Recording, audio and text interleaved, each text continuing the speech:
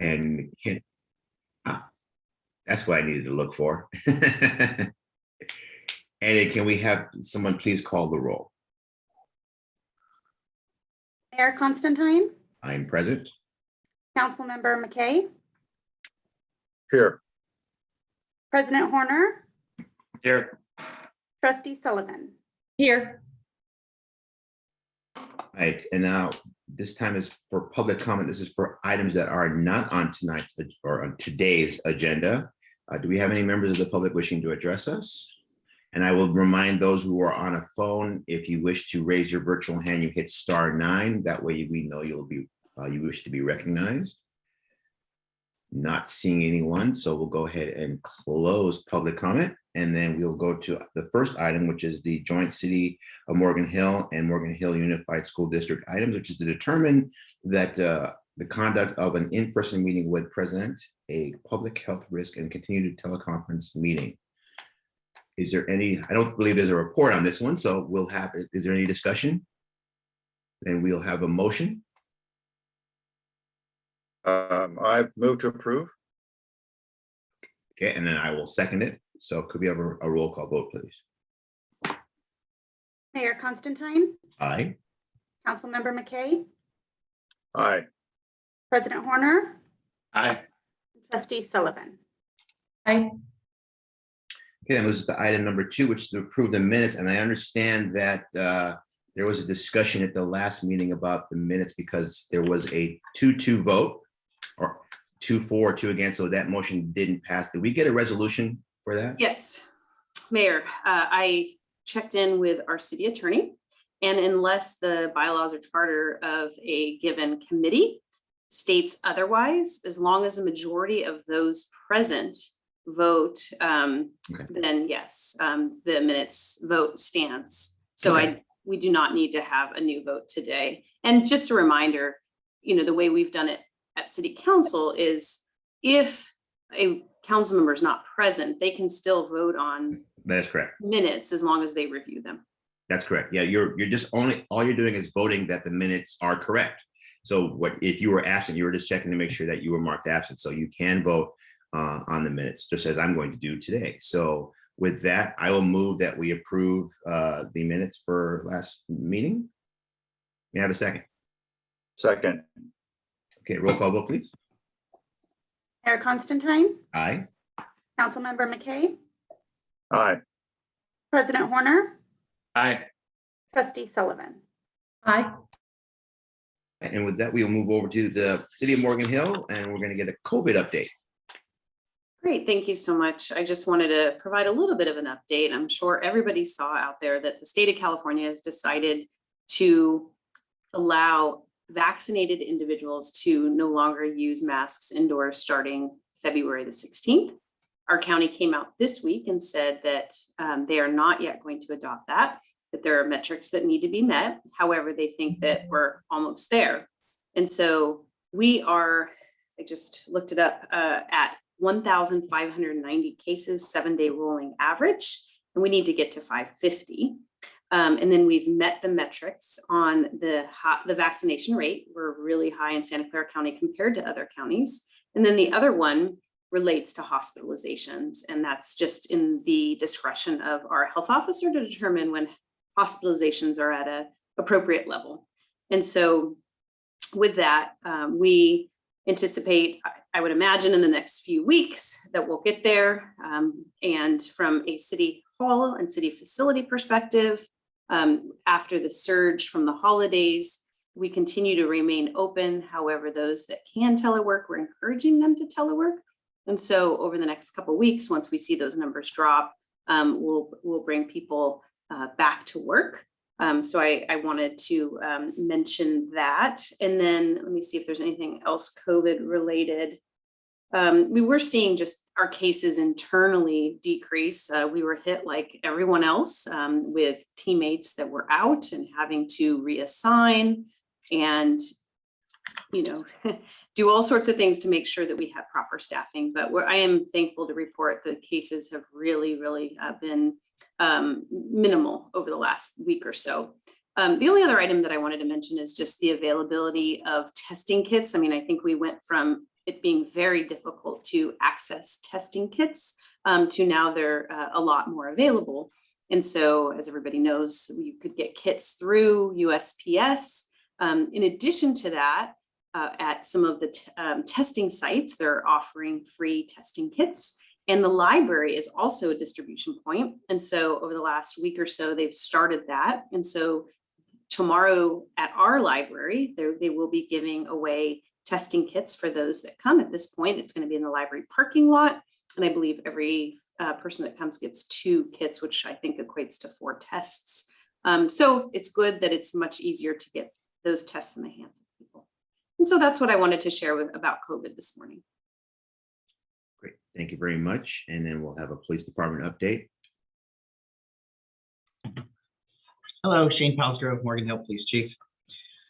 Let's see, last night we just, the school resource officer just finished up a fentanyl presentation with Dory Prado and Living Above the Influence in partnership with the school district and the district attorney's office and this county, Santa Clara County Behavioral Health. And that was attended well and was very informative, informing everybody about the dangers of fentanyl poisoning. As far as our diversion program is going, it's going very well. I think we're leading the way in South County with 10 youth diverted from the probation department into this program. We have sent 2 youth to probation for review, just because those cases didn't qualify for the diversion. Overall, the sites are no spikes in citations. They're trending a little bit lower than years past. And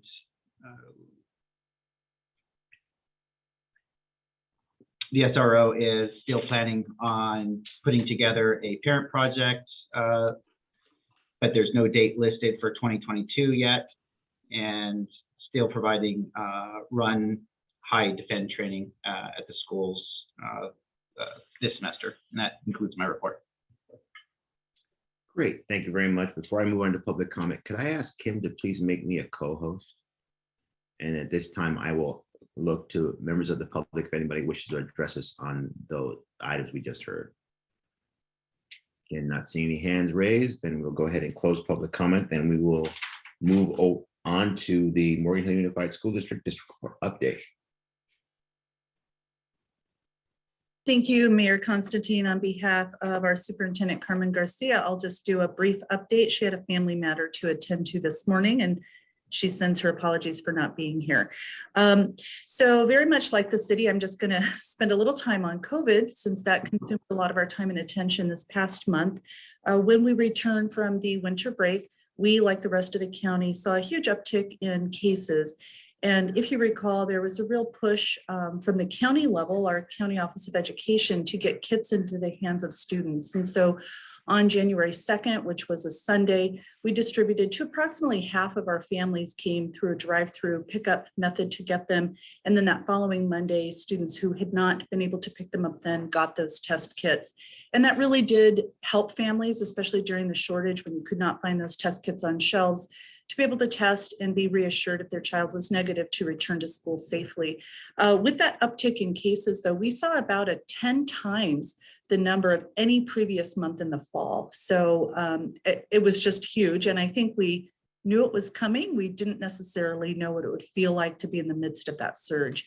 And so we did see the impact on staffing, our own staffing levels. Of course, they need to stay home and be safe, and on student attendance. And then 2 things happen when students are absent. They can request short-term independent study, which is the right thing to do while they're home recovering. And sometimes they're positive but asymptomatic, and they can absolutely keep up with the work. But there's another impact on the office staff and on teachers to prepare those short-term independent study contracts. So at the same time we had some staffing shortages, we had an increase in need from our staff that were present. So we did notice a stretch of the system. And when I say a stretch on the system, we are over the worst of it. And we are happy to also say our case counts are decreasing. Not a precipitous decline like we had hoped, but every week is lower than the previous week. And we think the reason our case counts don't seem to be lowering as dramatically as the rest of the county is simultaneously we increased our testing capacity. So we think we are catching so many more asymptomatic cases, which is a good thing, but that keeps our case counts maybe higher than it would be if we were only catching the symptomatic cases. So we currently on sites are testing about 4,000 students and staff weekly. That does not account for 100%. We have about 8,900 when we count our students and staff together in our system.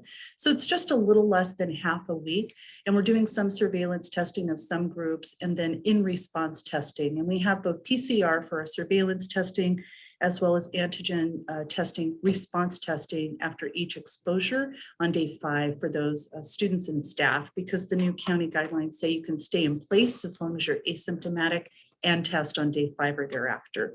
So we really scaled that up in the new year, but it really was a crunch, and I'm happy to say I think that crunch is now behind us with our decreasing counts.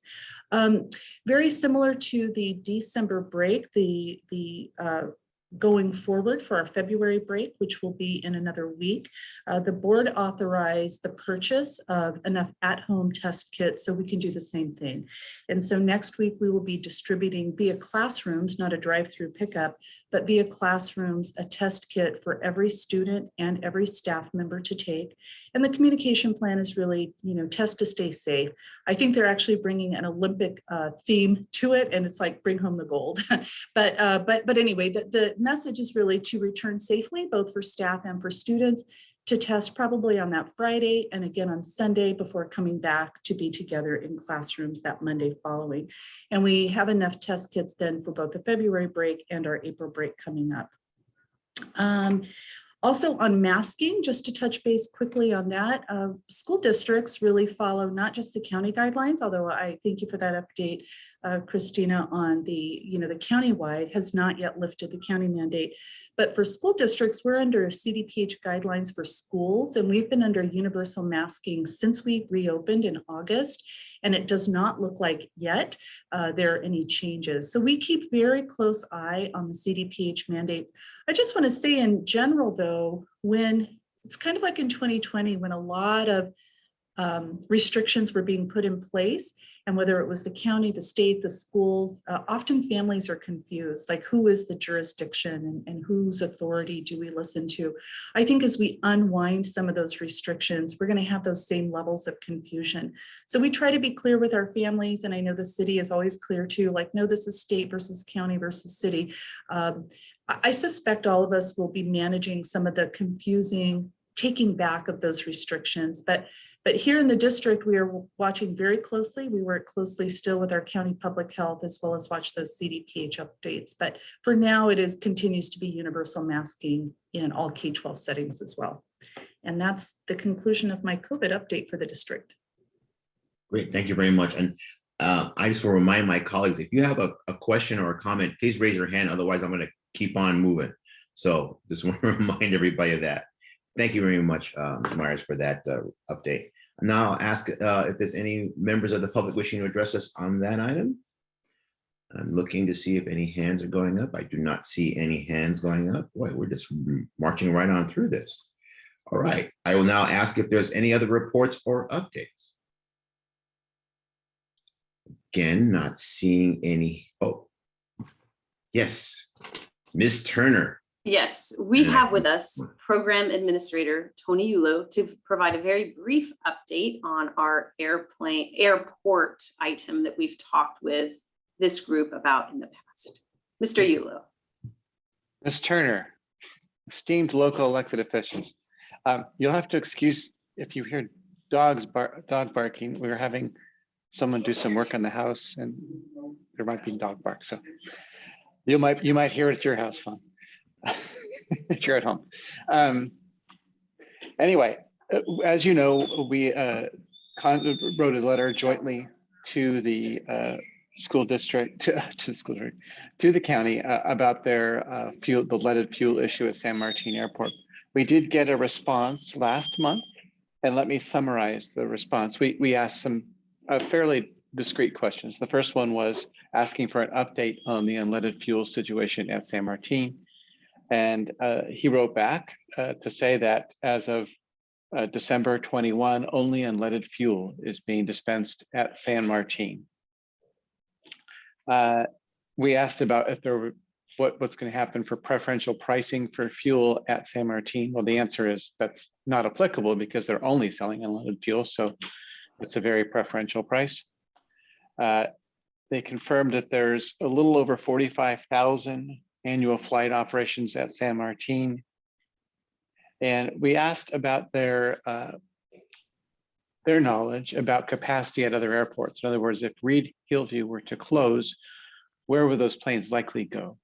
And he did say that there's very limited availability at some of the other general aviation airports. As we know, there's actually a lot of availability at San Martin. But he said at San Jose, Palo Alto, and San Carlos, there's limited spots. There's more parking available at Watsonville, Hollister, Salinas, Livermore, and Hayward. Depending on where a pilot lives, if he or she lived north of San Jose, going to Livermore or Hayward might be acceptable. Obviously, if they lived in this direction, they'd be more likely to go to San Martin. But he did identify 7 airports in addition to San Martin that have some capacity to accept planes if Reed Hillview were to close.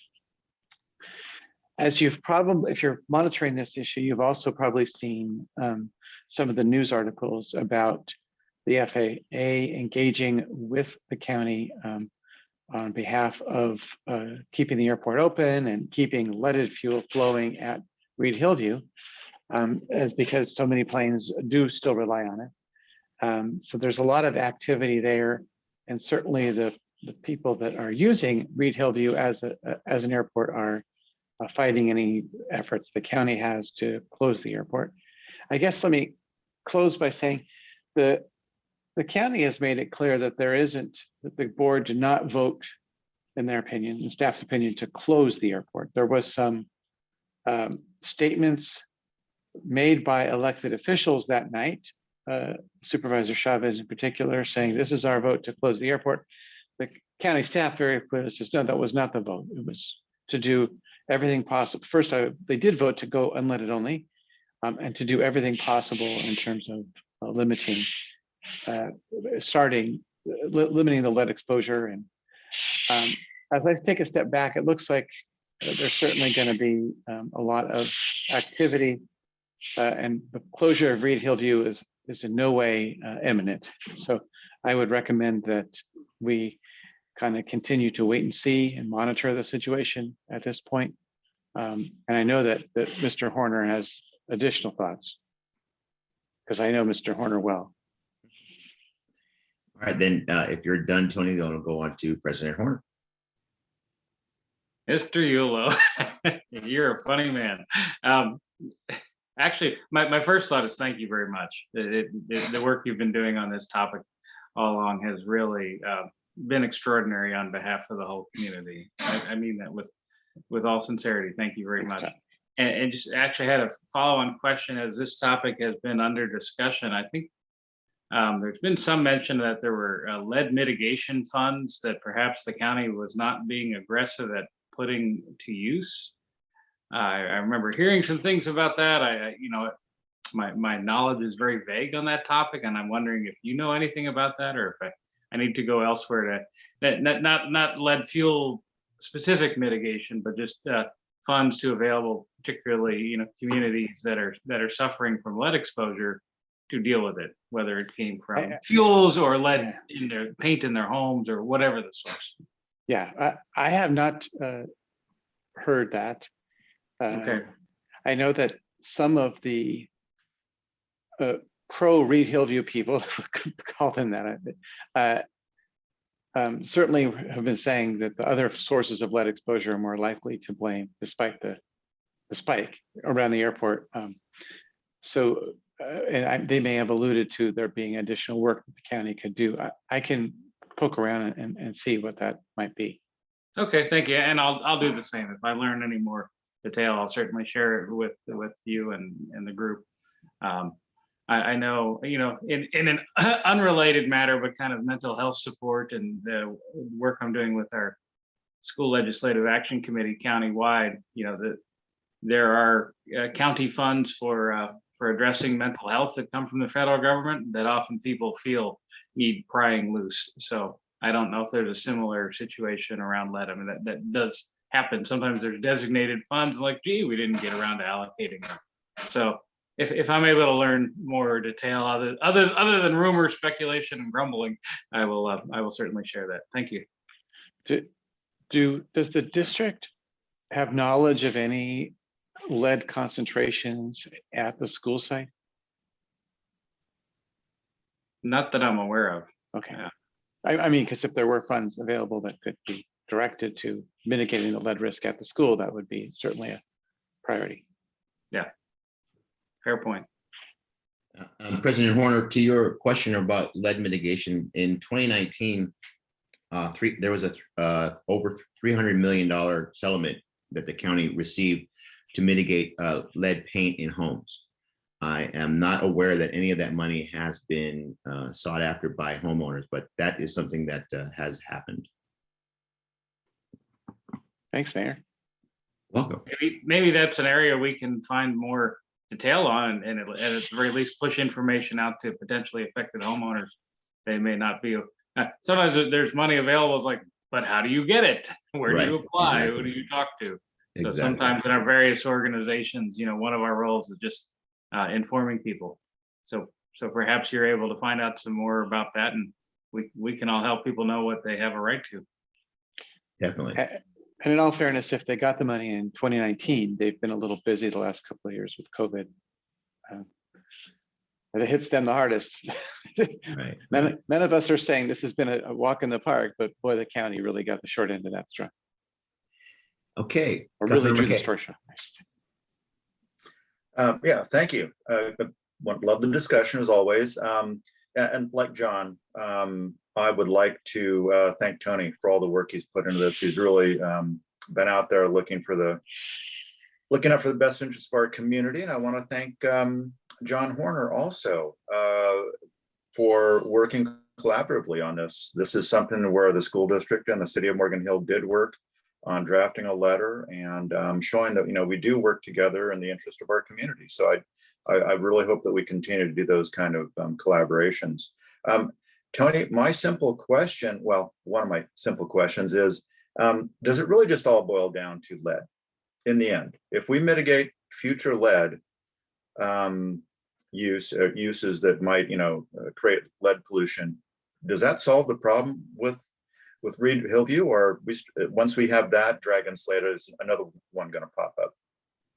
Well, certainly if, in what we had considered to be the likely worst case scenario of, and I'll put that in quotes because not everyone would agree it's worst case, it's bad, but a doubling in flights at San Martin, that would certainly bring about additional noise pollution in the surrounding area, as well as traffic on the ground. So one could say, well, San Martin Avenue is not the most congested street in town, and maybe it wouldn't be, and the times of the flights, it's not like there's a morning commute rushing to the airport or an evening commute. Maybe that would be difficult to determine unless you were someone that lived very close to the airport. Well, my question is more along the lines of, is there anything else prompting the closure of Reed Hillview? Well, I think the surrounding neighbors have wanted the airport closed for many years. They, I think, feel that there are other uses for the land. I think that the people that typically are living in that neighborhood are not the ones that are benefiting most from the airport. So that's really a San Jose and county issue. I can't speak very directly. I can only allude to my perceptions from what I've read in the newspaper, and just like you, I don't have any direct information. Yeah. Okay, because I'm just wondering if one of the main arguments is the lead pollution, and it seemed like that was what they were standing on, and if there's other actual legitimate reasons. So if, in other words, if the lead issue goes away, does it make it very difficult to close Reed Hillview? And it sounds like it does. That's a a bit of a crystal ball question. There were certainly people that testified that evening that Supervisor Chavez has been working on closing Reedale View for decades in various different positions, and that this was just a tool. Lead was just a tool to do that. I don't have a comment on that. I'm just reporting what I heard other people say. I have no idea if that's true or not. Or so if it certainly seemed like the lead issue provided some pungency and urgency to the issue that caused the county board to act. Okay, yeah, I just want to, as the winds blow, I just want to see which direction is going to be the most favorable. So thank you for that. And Tony, thank you for everything you've done. I believe this is your last meeting with us. And I think we're all going to miss you. I'm going to miss it. Thanks, John. I'll be working for the city for a few more weeks here and there, but this is my last normal kind of full-time day. Oh, thank you, Tony. Thank you for everything. I'll be giving you a staff report next Wednesday. So Thanks. Okay, President Horner. I just wanted to also say, we're gonna miss you, Tony. We're gonna miss you. And I've been told you don't want a big party, but I don't know, we may find a way to somehow go against your wishes. I don't know, or not, but I really, it's just been a pleasure and an honor to work alongside you on so many issues for so long, and to enjoy your company socially at Kiwanis. You're an awesome person, and thank you for everything. And I'm gonna miss you a lot. thanks, John. It's obviously been a pleasure working with you and enjoyed our friendship over the years.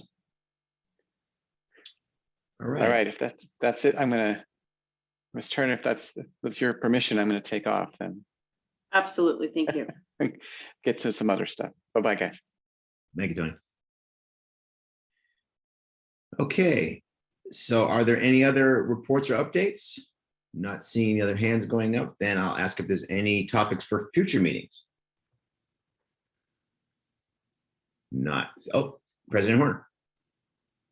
I have one, and City Manager Turner is already aware of this, but and I think there's a plan in place. Would really like to have some conversation about the possibility of improved safety for our children, to and from school, and parents, particularly, from the point of view as a school district. We know in San Jose, they're bigger and have a lot more people, and in theory more money, though if you ask them, they're always broke. But yeah, we have a pretty robust crossing guard program that's not staffed by the police department there, but they have quite a system for helping organize that. And we're talking to the county about what can we do at San Martin Buena, that's their jurisdiction, and also our other schools that are in the city limits, particularly some that are in very high traffic areas. I think of PA Walsh and Britain. Is there more we can do beyond traffic lights and that sort of thing? Is there some kind of a classic, the person in the bright vest with a flag, crossing guards? It's something that has been done in many places for many years, and just hope in the future we can explore that possibility, or if there's a good argument why that doesn't make sense, let's hear that as well. So. All right, Christina's nodding her head, so we've got that taken care of. So we will put that on future agendas. So not seeing any of the hands up, I will look one more time to members of the public if they wish to address this committee on anything. And something just popped up on my screen that I have to clear so I can see it. One more. Right? Now I can see if any hand goes up. So I don't see any hands going up, so I'll go ahead and close public comment. And then our next meeting will be April 22nd. And that is due to the spring break week, so that's why that was moved. So if there is nothing further, we will go ahead and adjourn this meeting. Thank you, everyone. Have a great day, everybody. Thank you. Take care. Bye-bye. Bye-bye.